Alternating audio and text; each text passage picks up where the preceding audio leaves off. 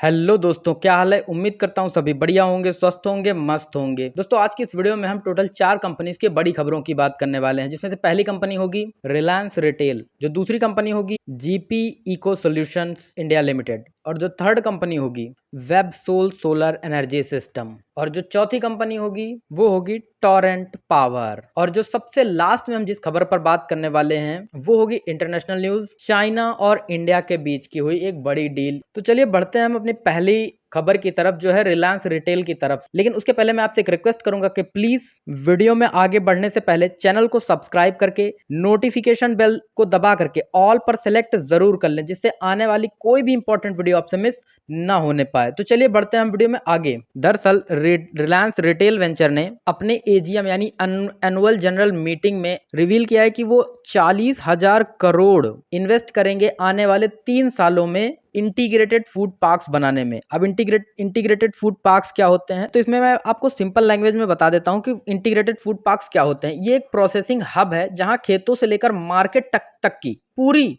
Value chain होती है। Facilities इसमें क्या होती है, processing centre, cold storage, warehousing, labs, packaging, logistics. इसके फायदे क्या होते हैं, दरअसल किसान को बेहतर दाम मिलते हैं, कम वेस्टेज होता है, इंडस्ट्रीज को रेडीमेड इंफ्रास्ट्रक्चर मिलते हैं, नई जॉब्स क्रिएट होती हैं, एक्सपोर्ट और फूड सेफ्टी इंप्रूव होती है। मतलब एक जगह पर फार्मर्स, प्रोसेसर और रिटेलर सब कनेक्ट होते हैं ताकि फूड वेस्टेज कम हो और वैल्यू एडिशन ज्यादा हो। मतलब आप समझ सकते हैं जिसमें ये 40,000 करोड़ इन्वेस्ट कर रही है रिलायंस, ये अपने आप में एक बहुत ही फ्यूचरिस्टिक आइडिया है। हालांकि अगर आज की डेट में आप देखेंगे तो रिलायंस में जब से खबर आई है शेयर में तेजी से गिरावट देखने को मिली आज की डेट में। लेकिन पूरी तरह से इसी खबर को हम दोषी नहीं ठहरा सकते, क्योंकि जो आज की 48वीं वार्षिक एजीएम बैठक हुई है उसमें जियो का आईपीओ H1 2026, नई कंपनी रिलायंस इंटेलिजेंस की शुरुआत, ग्रीन एनर्जी और सोशल इंफ्रा पर निवेश शामिल थे। लेकिन इन घोषणाओं के बावजूद शेयर में गिरावट दर्ज की गई, क्योंकि इसमें जो अपेक्षाएं थी एजीएम में, जो 48 यानी 48वीं वार्षिक आम बैठक हुई है, जियो आईपीओ, एआई निवेश आदि गार्डर से ज्यादा आस दिखती थी। लेकिन मार्केट को लगता है कि ये आशाएं पहले से ही प्राइस में शामिल थी, इसलिए अपेक्षित सकारात्मक प्रतिक्रिया नहीं मिली। मतलब सेलिंग बहुत ज्यादा बढ़ गई, इसकी वजह से गिरा है। हालांकि अगर आप इस न्यूज पर फोकस करते हैं तो ये काफी फ्यूचरिस्टिक न्यूज है।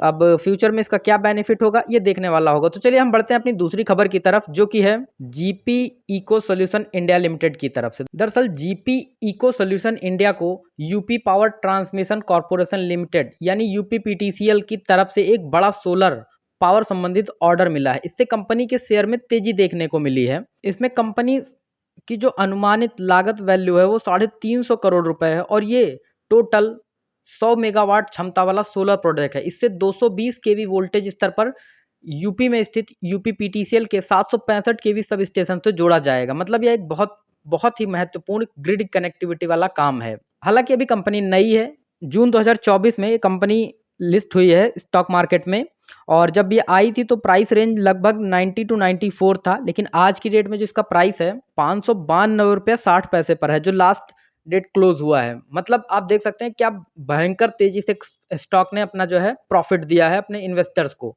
तो अब हम बढ़ते हैं अपने अगली खबर की तरफ, जो कि है वेबसॉल एनर्जी सिस्टम लिमिटेड की तरफ से। दरअसल वेबसॉल एनर्जी ने अपने स्टॉक को स्प्लिट अनाउंस किया है, और अगर आप देखें वेबसॉल एनर्जी का चार्ट तो पिछले 5 सालों में वेबसॉल ने 6433% के रिटर्न दिए। मतलब अगर आपने 1 लाख रुपए डाले होते आज से 5 साल पहले, तो आपके पास आज की डेट में 63 लाख रुपए होते।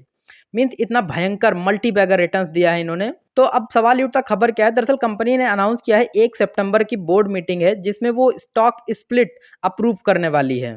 हालांकि कंपनी ने बहुत अच्छे मल्टी बैगर रिटर्न दिए, पर किसी भी स्टॉक का आपको कोई रिकमेंडेशन नहीं है। ये आप देख सकते हैं अपनी सर्च लिस्ट में, इसको आप रख सकते हैं, बस एक खबर की तरह आपको प्रोवाइड की जा रही है। तो हम बढ़ते हैं अब अगली खबर की तरफ, जो कि है टोरेंट पावर की तरफ से। दरअसल टोरेंट पावर ने Madhya Pradesh power management company limited यानी एमपीपीएमसीएल से लेटर ऑफ अवार्ड यानी एलओए जीता है, जिसमें उनको 1600 मेगावाट का यानी 1.6 गीगावाट का coal based power plant establish करना है। ये टोरेंट ग्रुप की पावर सेक्टर में सबसे बड़ी इन्वेस्टमेंट होगी, लगभग 22,000 करोड़ की, जो कि अपने आप में बहुत बड़ी डील है। ये प्लांट 1600 मेगावाट का होगा, जो कि फुली ऑपरेशनल होने में इसको लगभग 6 साल का टाइम लगेगा।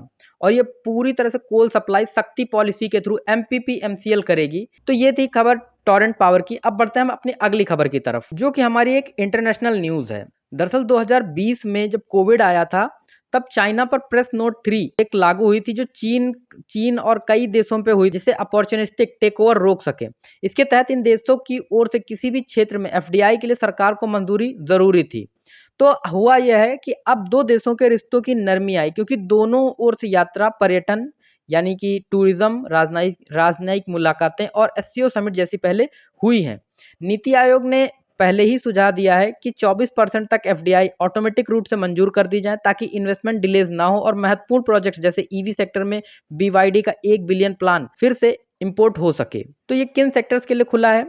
Manufacturing, textile, machinery, equipments, electrical goods, auto components, renewable energy इत्यादि के लिए। बंद रहेगा सेंसिटिव स्ट्रेटेजिक क्षेत्रों में जैसे defence, telecom, exploration, security installation, इनके लिए बंद रहेगा। अब सवाल ये उठता है कि इसको खोला क्यों गया है? दरअसल अभी जो US टैरिफ चल रहा है, उसकी वजह से अब हमारा जो व्यापार है चाइना के साथ थोड़ा थोड़ा इंक्रीज हो सके, इसलिए इसको थोड़ा ढीला किया जा रहा है। मतलब जो थोड़ी, तो कहीं ना कहीं इसका US टैरिफ पर भी इफेक्ट पड़ेगा। अब इसका कितना बेनिफिट होगा ये तो फ्यूचर में देखने वाला होगा। तो ये तो हो गई आज की 5 बड़ी खबरें। अगर वीडियो आपको पसंद आई तो प्लीज वीडियो को लाइक जरूर करें, चैनल को सब्सक्राइब करके नोटिफिकेशन बेल दबाना ना भूलें। मेरे चैनल को आपके सपोर्ट की जरूरत है, तो प्लीज चैनल को सब्सक्राइब जरूर कर लें। मिलता हूं अगली वीडियो में, तब तक के लिए ख्याल रखें अपना।